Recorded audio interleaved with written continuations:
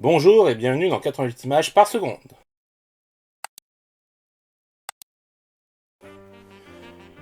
Come Away, un énième film essayant de réitérer le succès de Neverland. Malheureusement ici la magie n'opère pas, je dirais même que l'on s'ennuie beaucoup.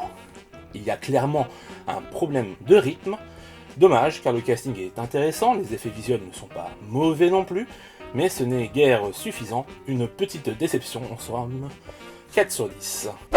I Care a Lot, un film plutôt efficace, bien mené avec un bon casting, mais qui use de trop de facilité scénaristique, surtout sur sa fin. C'est dommage, sans ça le film pourrait être bien meilleur qu'il ne l'est. Cela dit, je pense que c'est bien au-dessus des dernières productions auxquelles on a le droit en ce moment, donc tout de même 6 sur 10.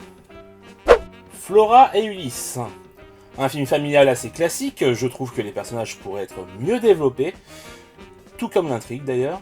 De plus, le film fait un peu trop la promotion de Marvel à mes yeux pour être honnête.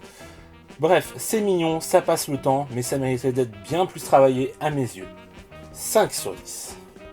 Classmates Minus, second film du réalisateur qui dépeint le quotidien d'une bande de losers quarantenaires à Taïwan.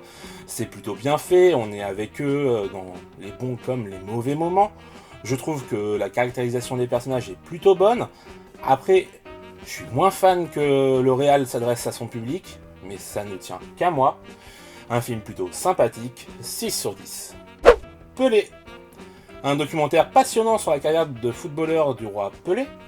Pour moi qui ne suis pas particulièrement friand de football, je dois avouer que j'ai passé un bon moment, qu'on ne voit pas passer les 2 heures, notamment parce qu'à cette époque, il jouait du vrai football, et on voit clairement à partir de quel moment ça a changé. Bref, je ne peux que vous le conseiller, 7 sur 10. Fou de toi.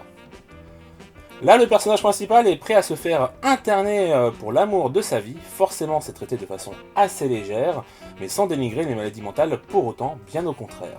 Ça permettra peut-être à certains de prendre conscience qu'il ne faut pas à tout prix vouloir changer les malades pour qu'ils deviennent normaux. Un bon film, 7 sur 10. Mira, The Girl on the Train. Donc, nouvelle adaptation de La fille du train, roman de Paula Hawkins. Alors meilleure que celle de Tate Taylor, même si par certains côtés elle prend plus de liberté, mais finalement le résultat est le même. Un film malade, raté, qui use de certains effets scénaristiques pour simplifier les choses. C'est dommage, ce roman mérite une bonne adaptation. 4 sur 10. Voilà, c'est tout pour les films de ces 2 dernières semaines.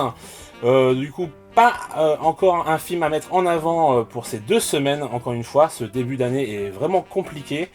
J'espère qu'on va avoir le droit à de meilleurs films dans l'avenir.